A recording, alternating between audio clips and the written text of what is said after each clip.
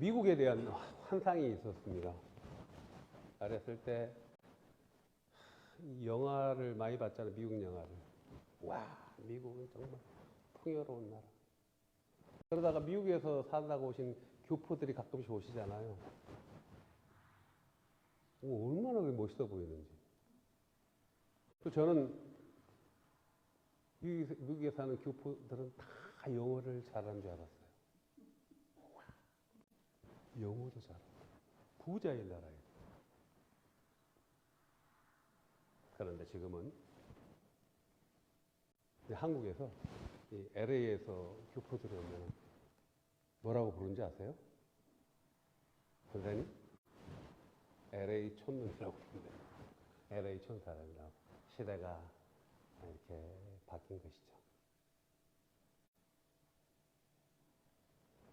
오늘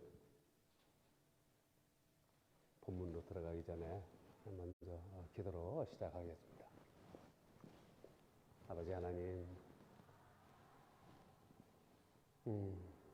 오늘 베들레헴으로 돌아가는 나오미의 심정이 어떠할런지요. 보리 추수, 맥추절입니다. 한국으로 치면 추석이죠. 이민 갔다가 정말 모든 것을 다 잃어버리고 과부가 된 며느리 롯을 데리고 베들레헴으로 돌아가는 나오미의 심정. 그러나 이 말씀 속에서 우리에게 주시는 깨달음과 큰 은혜를 발견하는 복된 시간 되게 하여 주옵소서. 예수님의 이름으로 기도하옵나이다. 아멘. 세상적으로 말하면 나오미는 모든 것을 다 잃었습니다. 완전히 망한 것이죠. 육적으로 보면 완전히 망한 것이죠. 그렇죠? 남편 엘리멜렉이 죽었습니다. 두 아들 기럐과 말년마저 죽었습니다. 이 고대 시대에서 남편이 죽고 두 아들이 죽었다는 것은 절망입니다. 저들의 삶이 어땠습니까? 하나님이 주신 약속의 땅을 받았잖아요. 유다 지파잖아요. 그런데 저 모압 땅에 풍령이 들어서 모압 땅이 보암직도 해 보이고 먹음직도 해 보이고 탐스럽기도 하고, 그래서 그쪽으로 이민을 갔잖아요. 이민 간 지 10년 만에 모든 것을 다 잃어버렸어요. 돌아가자.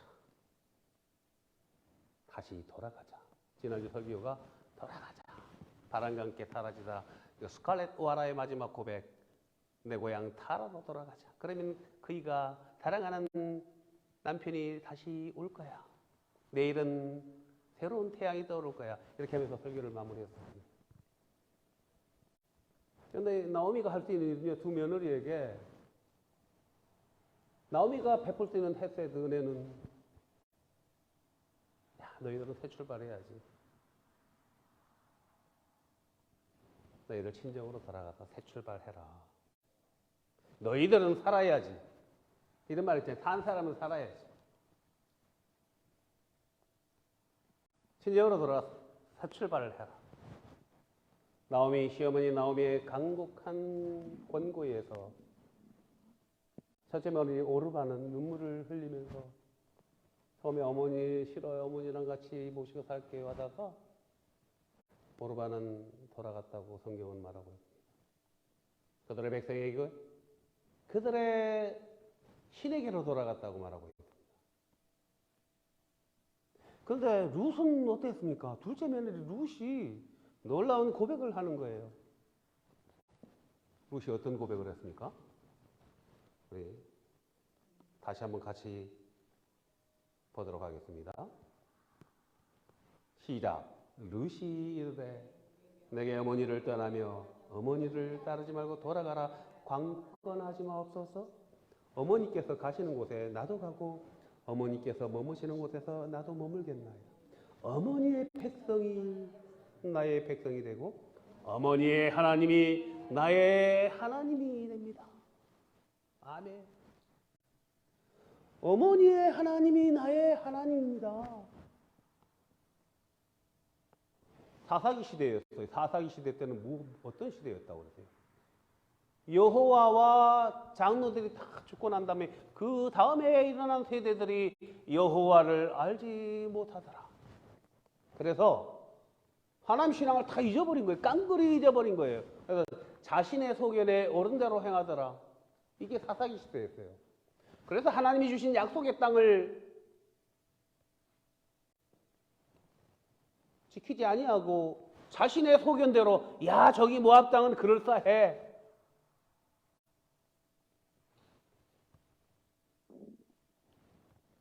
그런 영적으로 완전히 죽어있는 그 시대에 이방 나라에서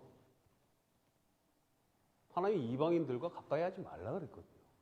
그 모압이라는 이방 나라에서 이민을 가서 다 육적으로는 완전히 망한 줄 알았는데 며느리 룻이 어머니의 하나님이 나의 하나님입니다. 하나님이 지킨 그 약속의 땅 베들레헴, 그 땅이 저의 땅이에요. 어머니가 묻힐 땅이고 제가 묻힐 땅입니다. 제가 하나님을 떠나서 어떻게 살아요? 제가 어머니를 떠나면은 하나님이 저에게 벌을 내리기를 원합니다. 이런 고백이 나오는 거예요. 우리가 육적으로 보면 나오미의 그 삶은, 이민 생활은 완전히 멸망한 거예요. 다 잃어버렸어요. 가사가에다 다 상전했어요. 아들 죽었죠. 남편 죽었죠. 그런데 이 룻이 놀라운 고백을 하는 것입니다. 그래서 나오미는 룻을 데리고 베들레헴으로 돌아오면서 성경을 시작하는 것이 오늘 본문. 두 여인이 베들레헴으로 돌아오는데 때마침 맥추절이에요. 보리 추수가 시작되는 거예요. 한국으로 치면 추석이에요. 추석. 한국으로 치면 가을에 추수하고 그냥 추석이 다가오는 거예요. 맥추절은 유대의 가장 큰 절기죠. 사람들이 저기서 나오미하고 어떤 두 여인이 오는데 점점 가까이 오는 보니까 이민 갔던 나오미가 돌아오네? 야, 저희가 나오미가 아니냐? 얼마나 반가워. 당시 이스라엘 문화는요, 여자들, 어린아이들이 먼저 떠나요. 길을 먼저 떠나요. 그리고 남자들은 하루 정도 뒤에 떠나는 것이 상례예요. 우리 어렸을 때 보면은 아버지들은 뒷짐지고 어머니들이 무거운 고짐지고 막 가는 거 똑같아요, 문화가. 그러니까 야, 나오미가 야, 모압에 이민 가서 야, 잘 산다던데. 조금 있으면은 이제 엘리멜렉도 돌아오고 그 두 아들이 있는데 기름과 말년도 오겠구나. 야, 이 맥추절 명절이니까 고향으로 오는구나. 나오미가 아니냐? 반갑게 맞이하는 거예요. 나오미가 할 말이 없어요. 할 말. 자취지역을 다 설명하면 얼마나 길어요. 남편 죽었어요. 두 아들도 죽었어요. 그거 어떻게 이야기를 해요? 나오미가 어떤 고백을 합니까? 나를 나오미라 부르지 말라. 나를 나오미라 부르지 말라. 나오미라는 이름의 뜻은 기쁨이라는 뜻이거든요. 나를 마라라 부르라. 이 한마디로 모든 것이 다 담겨져 있는 거예요. 이스라엘 사람들은 마라의 의미를 알아요. 모세를 통해서 출애굽할 때, 광야에서 출애굽할 때 물이 떨어지니까 마라 지역에서 웅덩이를 발견해서 먹으려니까 물이 썩어가지고 써서 먹을 수가 없거든요. 그래서 마라에 쓴 물, 모세가 하나님께 기도했더니 마라에 쓴 물이 단물이 되었죠. 그 마라에 쓴 물의 기억을 아는 거죠. 나를 마라라 부르라. 심상치가 않구나. 그 한마디를 듣고 베들레헴의 고향 사람들은 나오미의 삶이 예사롭지 않다는 것을 알았을 것입니다. 나를 나오미라 부르지 말고 마라라 부르라. 여기서 본문에 주는 문제가 있습니다. 무엇일까요? 나오미는 자신이 하나님께 징벌을 받았다고 생각하는 것이죠. 야, 내가 이렇게 우리 남편이 죽고 아들이 죽고 이렇게 빈털터리가 된 것은 하나님이 주신 약속의 땅을 떠나서 우리의 소견대로 살다가 하나님께 징벌을 받았다. 이렇게 생각하는 것이죠. 신명기적 사과를 있는 거예요. 신명기 28장에 보면은 하나님의 말씀을 청종하면은 축복을 받고 하나님의 말씀을 불순종하면 저주를 받는다는 내용이 나오거든요. 과연 그럴까요? 우리의 삶에도 똑같은 문제점들이 있습니다. 우리의 삶에도 어려운 일이 닥치면, 시련이 닥치면은, 고난이 닥치면은, 바람이 불면은요, 폭풍과 휘몰아치면요, 태풍이 몰아치면은요, 야, 이거 내가 하나님께 득죄했구나. 근데 이것은요, 이러한 생각은요, 존 버년에 쓴 철로 역정을 보면은 하나님이 주신 은혜라는 거예요. 그게 죄의식 이런 것들이 나쁜 것이 아니라 하나님이 주신 은혜라는 거예요. 그것을 통해서 하나님과의 관계를 점검해 본다는 얘기죠. 존 버년은 필그림 프로그램에서 이렇게 이야기하고 있었어요. 그런데 우리들도 그런 생각을 해요. 하나님이 주시는 징벌인가? 그러나요, 분명한 것은 누구든지 예수 그리스도 안에 있으면 제 문제는 다 해결됐다는 것을 우리는 선포해야 됩니다.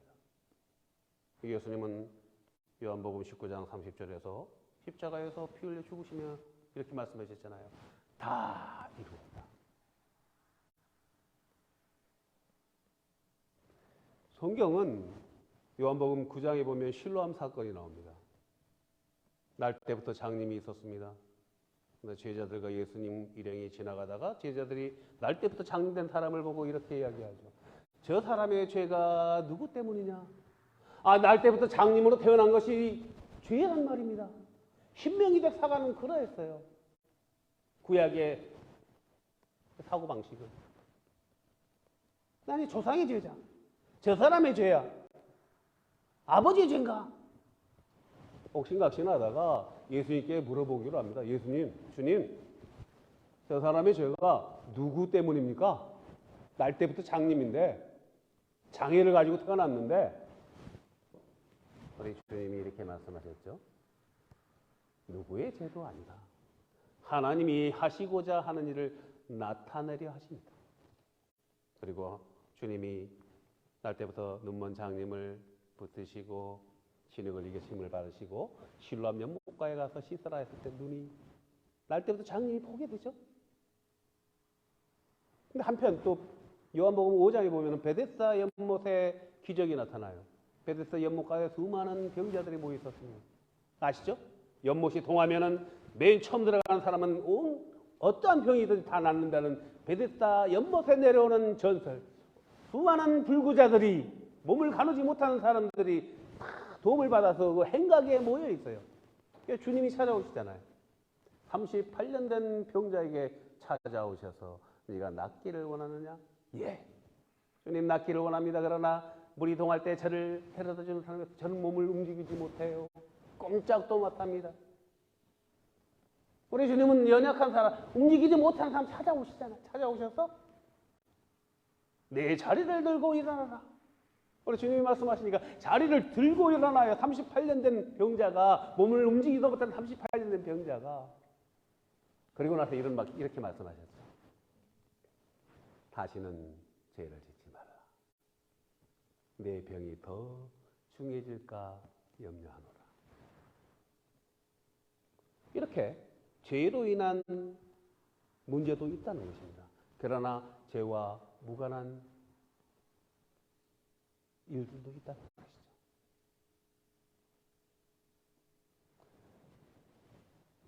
베들레헴에 돌아온 나오미는 절망이었어요. 아무것도 없어요. 그래, 하나님 주신 약속의 땅으로 다시 돌아가자. 그런데 여기 하나님의 은혜가 있었다는 것이죠.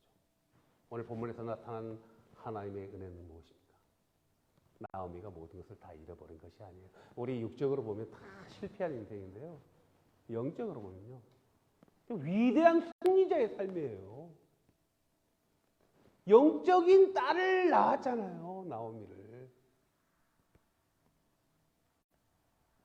그 이방 땅에서, 여호와를 알지 못하는 모압 땅에서 나오미가 여호와 하나님의 신앙을 며느리들에게 가르쳤다는 거예요. 근데 가르쳤는데 룻이 영접을 했다는 것입니다. 하나님을 영접했다는 거예요.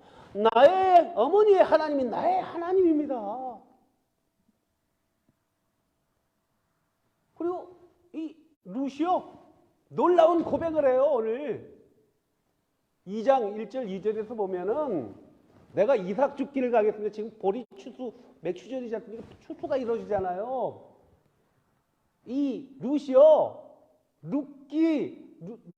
룻이 레위기에 나오는 하나님의 명령을 알고 있다는 거예요. 오늘 제가 예배 시작할 때 레위기 23장 22절을 읽어드렸잖아요. 하나님이 이렇게 레위기에서 계명을 주셨거든요.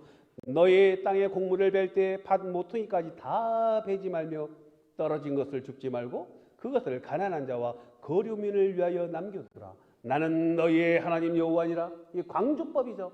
나는 너의 하나님 여호와니라. 남겨두라. 흘려라.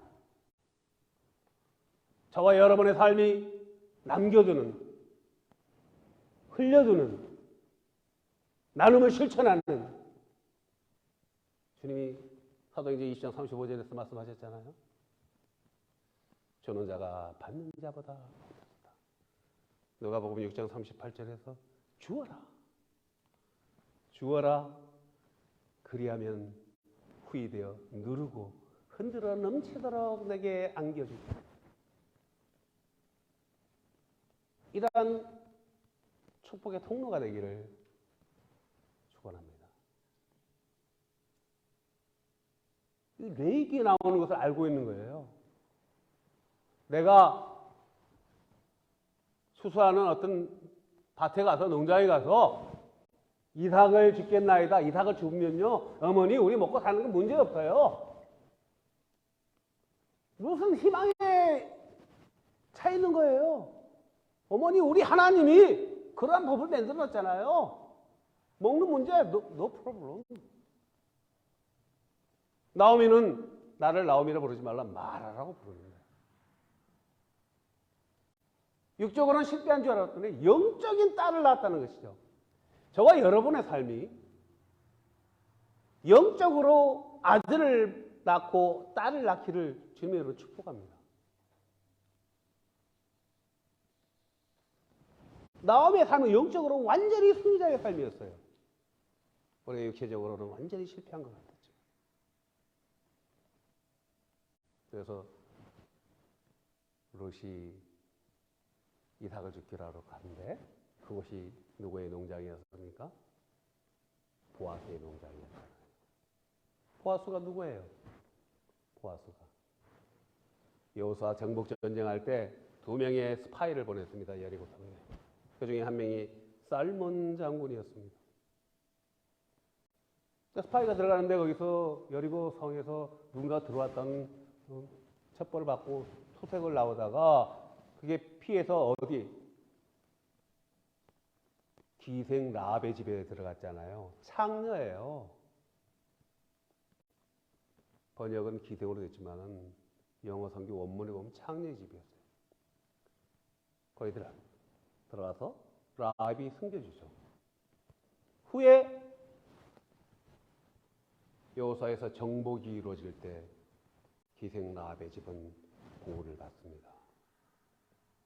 그 살몬과 라합이 결혼을 해서 낳은 자식이, 아들이 보아스였던 것이죠. 근데 보아스에게는 핸디캡이 있었던 것이죠. 정복을 했으니까 유다지파로서 많은 땅은 가지고 있지만은 그 어머니의 핸디캡, 결혼을 못하고 있었던 거예요. 나이가 들도록. 그런데 하나님의 섭리는 그 보아스의 농장을 보리 이삭 죽기를 하게 만들고, 보아스는 룻에게 햇새들을 베풉니다. 또 룻은 보아스의 햇새들을 베풀죠. 그래서 성경은 보아스와 젊은 룻 둘이 결혼을 합니다. 결혼을 해서 낳은 아들이 오벳이에요. 그 오벳이 나오미의 아들이 되는 거죠. 그 보아스가 대들 사이로 들어가는 것이죠. 이스라엘에 있는 고엘 제도, 기업을 물을 수 있는 제도. 우리나라 고구려에도 형사 취수 제도가 있었거든요. 형이 죽으면은 동생이 형수를 부인 삼아서 하는 것이죠. 왜? 그 당시에 고대 시대 때는 노동력이 없으면은 죽은 목숨이니까. 약자 보호법이에요. 놀라운 것은 우리 조상들도 그러한 제도가 있었다는 거죠. 그 고엘 제도에 의해서 보아스가 엘리멜렉의 기업을 물는 거예요. 나오미 헬사이가 돼가지고 낳은 아들은 나오미의 아들이 되는 거예요. 그래서 이 보아스와 룻이 결혼을 해서 낳은 아들이 오벳이 다윗 왕의 할아버지인 거예요. 오벳이 보아스가 오벳을 낳고 오벳이 이새를 낳고 이새가 다윗을 낳았더라. 이새의 8번째 아들이 다윗이잖아요. 어떤 성경에는 7번째 아들 낳았고 또 8번째로 되는데 8번째 아들이죠.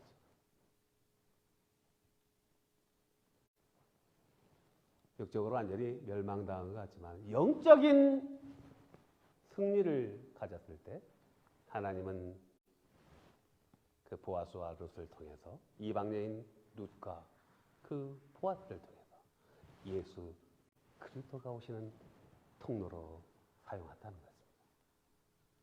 오늘 감사절 우리 알테시아 장로교회가 정말 주사할 것은 많아요. 들판은 휘어졌어요. 일꾼들이 더 필요해요. 그 룻처럼 보리 이삭을 줍는 마음으로 우리는 이삭을 줍는 교회입니다. 한 영혼 한 영혼 떨어진 한 영혼 한 보리 이삭을 줍는 그런 교회 되어서 예수 그리스도의 오시는 계보처럼 마라나타 주 예수님 다시 올 때까지 믿음의 경주를 완주하는 한 영을 위하여 주님이 주신 사명을 온전히 감당하는 교회 되기를 주님의 이름으로 축복합니다.